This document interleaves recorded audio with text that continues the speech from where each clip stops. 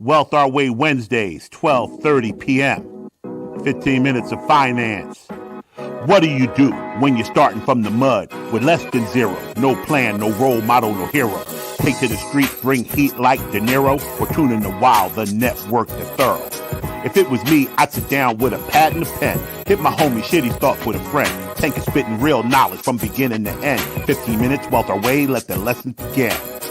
Yeah, 15 minutes of finance with your man Big Tank. Let's get it.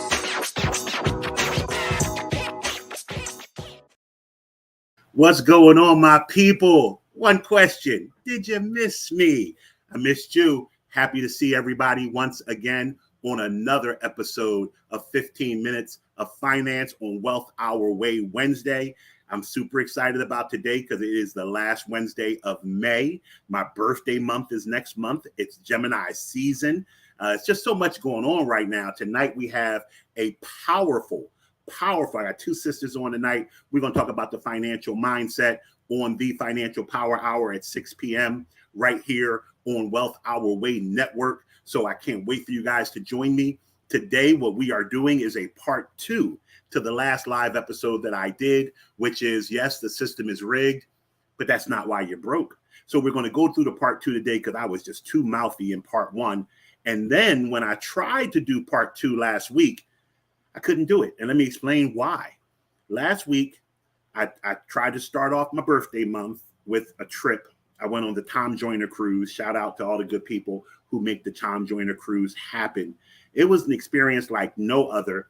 It was like a quick visit to Africa. You know, no pun intended with the whole boat reference, but just looking to my left and looking to my right and seeing African-American faces as far as the eye could see was just something you don't see. Like you go on a regular cruise ship and blacks are normally in the minority. You walk through America, blacks are in the minority. And just being in a situation where there were thousands and thousands of people who looked like me, the food on the ship was catered to African-American cuisines, West Indian cuisine. It was a great time, right up to the point where I got a bronchial infection and was sidelined, sequestered to my room for the last 4 days of the trip and ended up in the infirmary. Shout out to the good staff at the Royal Caribbean Cruise Line for taking care of your boy Big Tank, getting me some antibiotics and getting me back on my feet. So a funny thing, we talk about racism, unfortunately, way more than I wish to. The doctor who saw me on the ship was from South Africa. So, you know, immediately I'm like, man, are they going to poison me because they don't like kaffas? I didn't know, but I made it off the ship. I'm well. I'm on the mend. I'm actually heading to my primary care physician when this episode is over to do a follow-up to make sure my bronchial tubes are clear. With that being said, I want to spend all of today's session dealing with the subject matter from the previous live episode, that the system is rigged, but that's not why you're broke. I'm not going to have a go or no go segment today because I want to really delve into the 3 tips. And I really want to delve into the subject matter because it's something that I just finished listening to a very eye-opening book called The Confessions of an Economic Hitman. And when I tell you, first of all, if you're not a reader, become a reader. Whether you need to physically read a book, listen to a book, whatever you need to do, digest new information. People are always giving me credit for my knowledge and my intelligence. And it's not rocket science how I get to know what I get to know. I read, I absorb information. This book, Confessions of an Economic Hitman, talks about how America, as the current empire, we've had many empires on this globe, and currently the United States are the superpower. It talks about how they have exploited the natural resources of developing countries and keep people of color in particular under thumb. But it's not just people of color. They've done it in European nations as well, just to spread not democracy, which is normally what's touted as being spread, but to spread capitalism. And I got to say, I'm going to continue to study on this topic because I believe I'm having a shift in mindset on what capitalism and being a good citizen of the world means to me. So stay tuned as you may see some of my views shift from this hyper let's make all the money we can make. And, I can't help the poor if I'm one of them. So I got to get rich to do better. Let's take a look at how I develop as a person as I start to learn different ways to be a better world citizen, and not necessarily have to do so by consuming and consuming and consuming, because the gentleman talks about the difference between a life economy and a death economy. And I'm going to give you one statistic from the book before I spend the rest of the time talking about today's topic. He said America represents 5% of the global population, and this was dated, I think, 2014.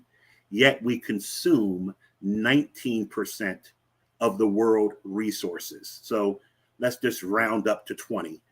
We're 5% of the globe. We take 20% of the globe, 4-to-1 ratio. And he talks about simple mathematics, which of course piqued my interest because I'm a stats and math type of guy. He says, we're going around the world telling people they can replicate our system. But by simple math, you realize our system cannot be replicated, because if every area of the world consumed the world's resources at a 5-to-1 clip, there's not enough resources. So this is, for lack of a better term, a global Ponzi scheme where the haves keep having, and we have to keep making a permanent underclass so that the haves can keep having. It's a deep, deep topic, and we really will start to address it at a higher level here at Wealth Our Way. Speaking directly to what you can do for your own personal life, I want to delve right into the 3 tips today and spend the next 8 minutes talking to you about things you can do to fix your own financial situation, regardless of what's going on in the economy, in the world, in your own personal finances, how you can stop right where you are and start to get on a better path.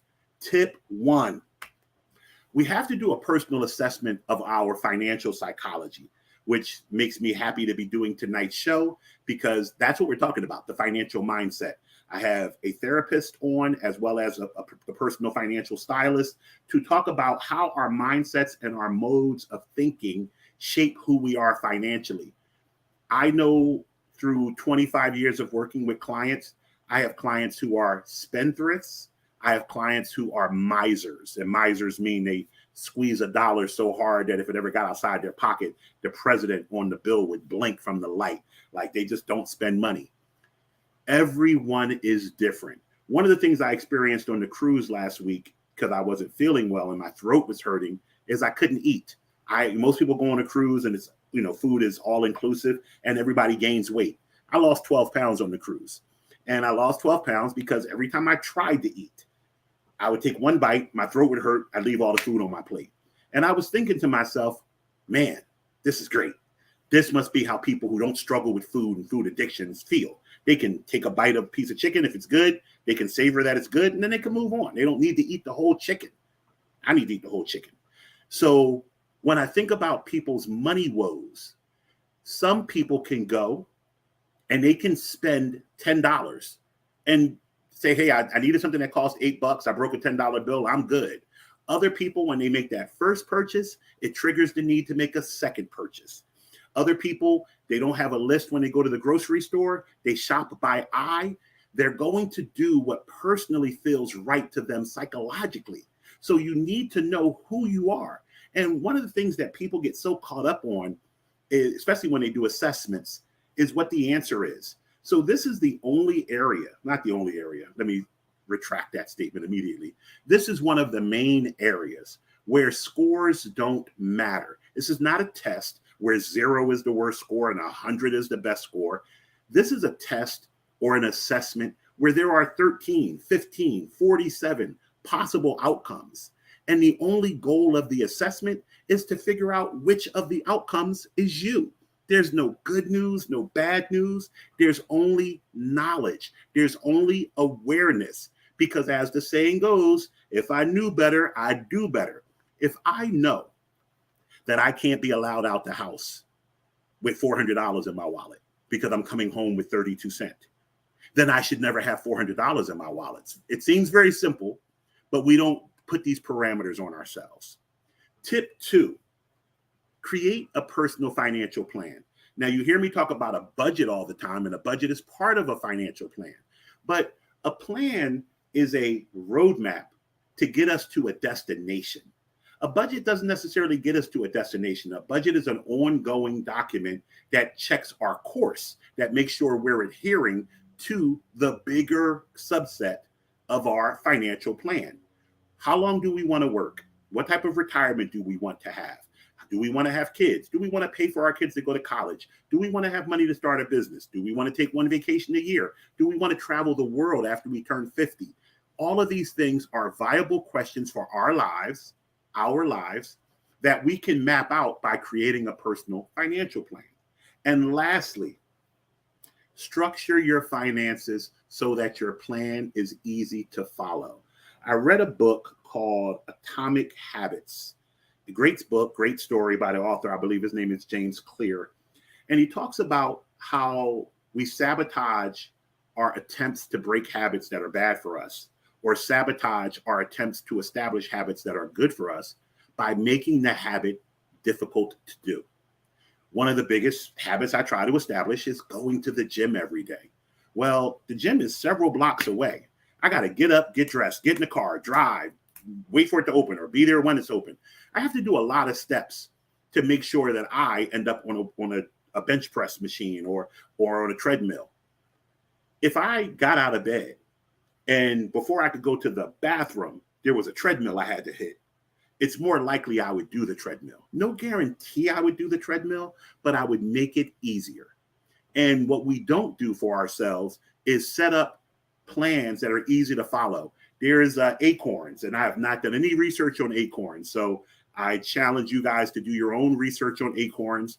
But Acorns is an app that will allow you to attach one of your spending cards, whether it's a credit card, debit card, or whatever. And if you follow Wealth Our Way, it better be a credit card, not a debit card.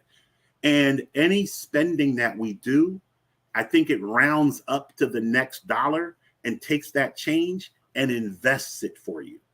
That's, there's the answer. I'm spending something I'm going to do every day. I got to buy food. I got to buy gas. And when I spend, I invest in myself. I invest in my future. It doesn't get any simpler than that. Being able to automate your bills, being able to automate your savings, being able to automate your investments, making so that you have less choices to make. I don't know if you know this or not, but it talks about this in that same book. Willpower is a muscle. And the same way your chest muscles and your leg muscles get fatigued from being called upon to work over and over again, your willpower muscles get fatigued after being called on to work over and over and over again. Pay attention to yourself. Pay attention to how you get down. And think about how much easier it is to make a decision earlier in the day and stick to it than it is late at night to make a decision and stick to it. Because by the time we go to make that decision at night, we've made 50 some choices throughout the day and we've worn our willpower down, and our willpower is weaker at night. So if you want to succeed, what you want to do is to make things easy and automatic so that you don't have to challenge yourself every time with a do I do it, do I not do it? It's automatic. With that being said, I will see you guys a little later on tonight. I'm recording at the master producer Zach's lab tonight, and I look forward to seeing you guys at 6 p.m. Eastern tonight on the Financial Power Hour. I will then see you again next Wednesday. Actually, I might not see y'all next Wednesday. I'm gonna let y'all know because I'll be in London for my birthday. I might record from London, I might not. But until then, remember, wealth is not only for the wealthy. You guys take care. Thanks for tuning in to the Wild Network. For more great content like this, be sure to subscribe to our YouTube page at Wealth Our Way Network. Also, don't forget to follow us on IG and Facebook. Remember, wealth is not only for the wealthy.